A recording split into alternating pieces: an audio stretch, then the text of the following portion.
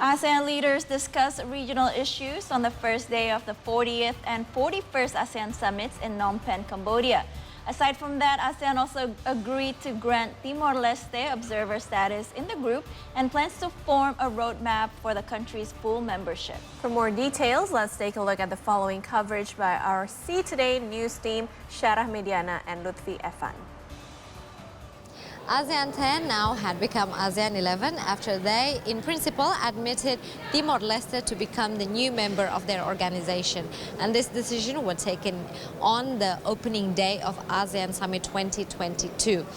Now, to become a full member of ASEAN, there's a roadmap ahead of Timor-Leste. However, now Timor-Leste have more advantage because other leaders from other ASEAN nations, they said that they are committed to help Timor-Leste to achieve that milestone.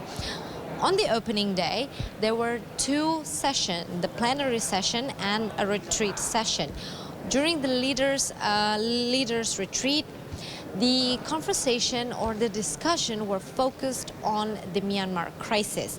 And ASEAN, they consist of many nations, with many nations, which means many interests as well. So the statement or the response from leaders in ASEAN nation were quite diverse as well.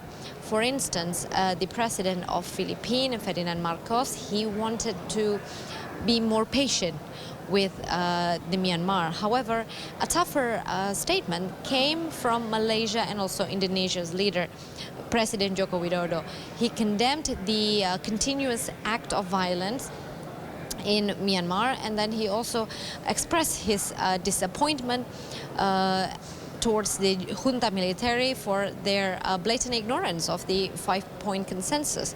They were agreed on last year. And however, he also said, even though the stagnancy of the consensus is still ongoing right now, he wants to continue the humanitarian aid for the people of Myanmar, and also he said that he is still committed to open the inclusive national dialogue to help resolve the issue. And the outcome of this retreat as well, there will be a 15 points decision that will be declared by the ASEAN chairman. And we spoke with Indonesian Ministers of Foreign Affairs Retno Marsudi Friday morning, and she said that the 15-point of decision were the result of an intense negotiation between the foreign ministers of ASEAN nation.